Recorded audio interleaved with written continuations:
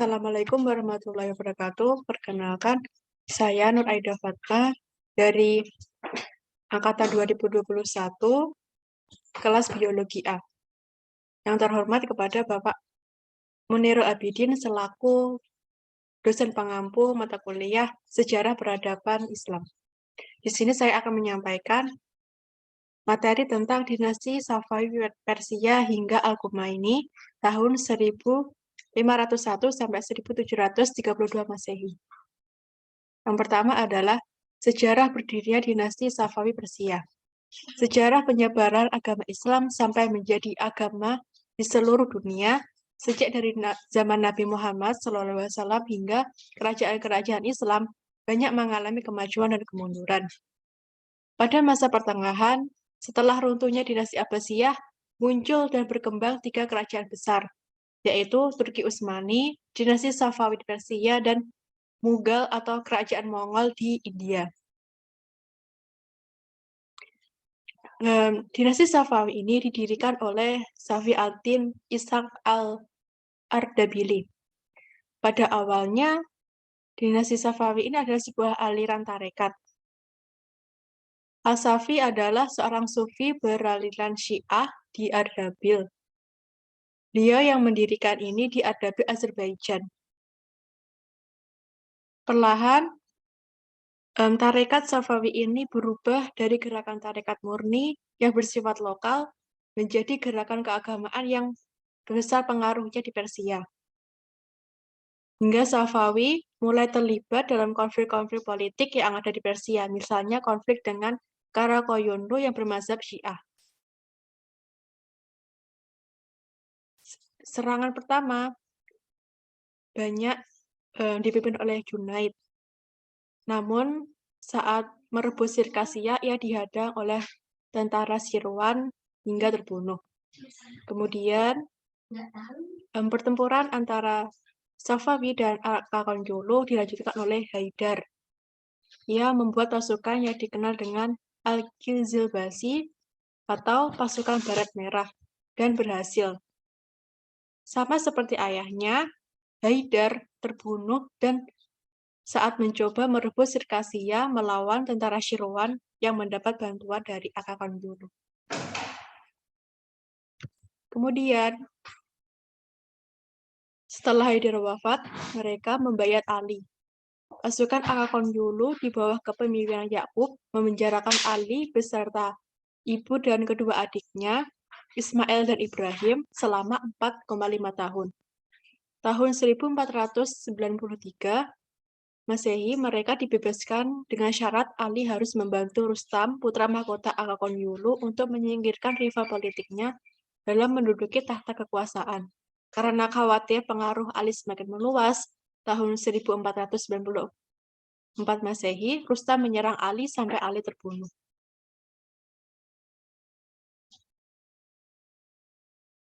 Kemudian, dinasti Safawi bangkit kembali setelah dipimpin oleh Ismail bin Haidar. Tahun 1501, pasukannya berhasil mengalahkan Karakoyunlu. Pada saat tentara Karakoyunlu menyerang Safawi, Ismail meloloskan dirinya dan lari ke Gilan, sehingga dia dapat mengalahkan Karakoyunlu dengan menaklukkan kota Tigris. Kota Tigris adalah pusat kekuasaan Karakoyunlu. Di kota ini, Ismail memproklamasikan dirinya sebagai Syah Ismail I.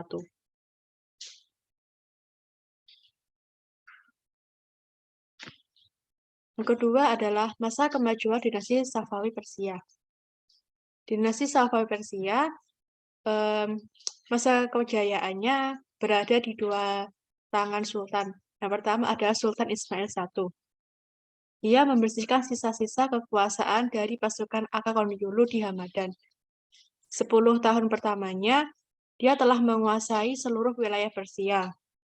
Misalnya, dia menguasai provinsi Kaspia di Mazandaran, Gurgan dan Yazd, Diyarbakir, Baghdad, dan daerah besar barat daya Persia, Sirwan, serta Khurasan. Dia berambisi untuk menguasai daerah-daerah lainnya, seperti ke Turki Utsmani.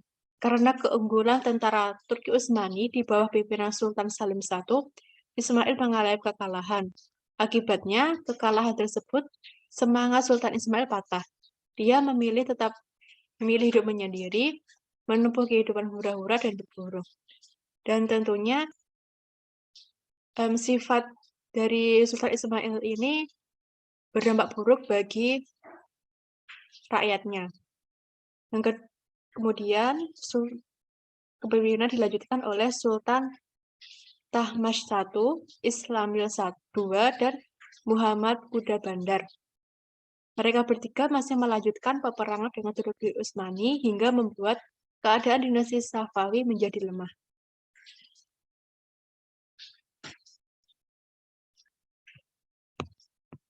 Faktor penyebab tiga sultan tersebut tidak berhasil mengalahkan Karakoyunlu karena keadaan dalam negerinya masih belum stabil. Karena jika internal pemerintah masih terjadi konflik-konflik, akan mustahil memperoleh kemenangan dalam melakukan ekspansi. Yang kedua adalah Sultan Syah Abbas I.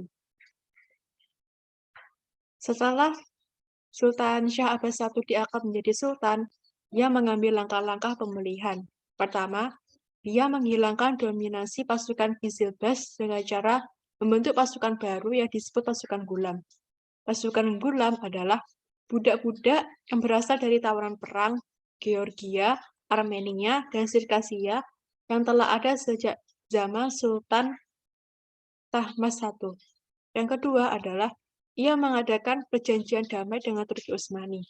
Isi perjanjian dengan Turki Utsmani, Abbas I menyerahkan wilayah Azerbaijan, Georgia, dan sebagian wilayah Luristan. Selain jaminan itu, Abbas I berjanji tidak akan menghina tiga khalifah pertama dalam Islam, yaitu Abu Bakar, Umar bin Khattab, dan Utsman bin Affan, dalam khutbah-khutbah Jumat. Sebagai jaminan atas syarat-syarat tersebut, ia menyerahkan saudara sepupunya, Haidar Mirza, sebagai sandera di Istanbul. Abbas I berhasil membuat pemerintah dinasti Safawi menjadi lebih stabil. Pada tahun 1597 Masehi, Abbas I memindahkan ibu kota dinasti Safawi ke Isfahan sebagai persiapan untuk melakukan perluasan wilayah ekspansinya ke daerah-daerah bagian timur. Saat Turki Utsmani berada di bawah pimpinan sultan yang lemah, yaitu Sultan Muhammad III, dinasti Safawi berhasil merebut Kepulauan Hormuz dan mengubah Pelabuhan Qumrun menjadi Pelabuhan Bandar Abbas. Faktor keberhasilan Abbas I adalah pertama, adanya pasukan militer Qizilbash dan pasukan militer Gulam. Yang kedua, ambisi sultan yang sangat besar dalam memperluas wilayah dinasti Abbasiyah sampai rela melakukan perjanjian damai dengan Turki Utsmani. Yang ketiga, sultan yang berbakat dan profesional dalam merancang strategi politik. Dia tahu kapan harus menyerang dan kapan harus menyerah. Selain di bidang pemerintahan, prestasi dari Sultan Syah Abbas I adalah di bidang ekonomi. Bandar Abbas menjadi jalur laut antara timur dan barat yang direbutkan oleh Belanda, Inggris, dan Prancis. Kini telah menjadi milik dinasti Safawi. Yang kedua di bidang ilmu pengetahuan. Beberapa ilmuwan di dinasti Safawi, diantaranya Baharuddin Syairazi, Sadaruddin Syairazi, dan Muhammad Baqir Ibnu Muhammad Damat. Mereka adalah seorang filosof, ahli sejarah, teolog, dan seorang yang pernah mengadakan observasi mengenai kehidupan lebah-lebah. Di bidang ketiga adalah bidang kebudayaan dan seni.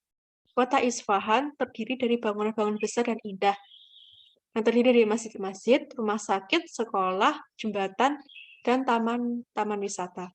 Di bidang seni, tampak pada gaya arsitektur bangunan, kerajinan tangan, keramik, karpet, permadani, pakaian dan tenunan, mode, tembikar, serta seni lukis. Di bidang keempat adalah bidang militer. Dua orang Inggris, Sir Anthony dan Sir Robert Shirley, bekerja sama dengan pasukan Qizilbash dan pasukan Gulam untuk mengajarkan ilmu tentang ilmu perang, terutama cara membuat meriam. Masa kemunduran dinasti Persia disebabkan oleh dua faktor. Yang pertama, faktor internal. Pada masa Safi Mirza dan Shah Abbas, dua administrasi pemerintahan dirubah. Beberapa provinsi kaya dibawahi oleh pemerintahan pusat. Yang kedua adalah perebutan kekuasaan yang disebabkan tradisi penunjukan raja. Yang ketiga, moral raja yang kejam dan semena-mena, seperti Safi Mirza yang tidak segan-segan membunuh pembesar-pembesar kerajaan. Abbas dan Sulaiman yang pemabuk dan tidak terlalu memperhatikan kondisi kerajaan.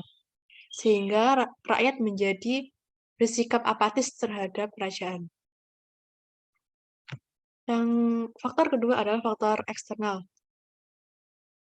Yang pertama adalah konflik berkepanjangan dengan Turki Utsmani. Yang kedua, banyaknya daerah yang melepaskan diri dan melakukan pemberontakan-pemberontakan. Yang ketiga, serangan dari Raja Afgan yang berlainan faham dengan dinasti Safawi. Yang keempat adalah pengaruh Imam Al-Kumaini di Persia.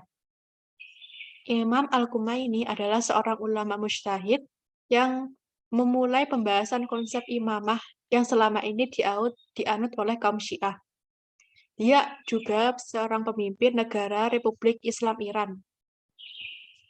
Dari konsep imamah tersebut, mendefinisikan pertama, konsep imamah yang dianut oleh Syiah 12 mengatakan bahwa imamah sepeninggalan Nabi Muhammad SAW adalah hak Ali bin Abi Thalib dan keturunannya.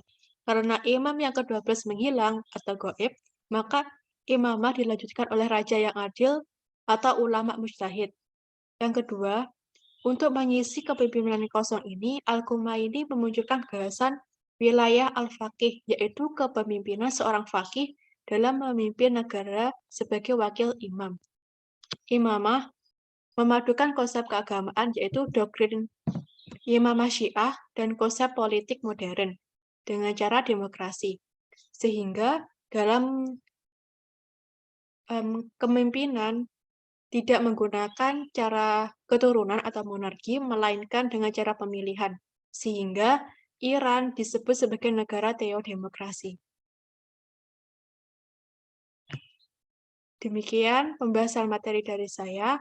Apabila ada kurang lebihnya, mohon maaf. Sekian, terima kasih. Wassalamualaikum warahmatullahi wabarakatuh.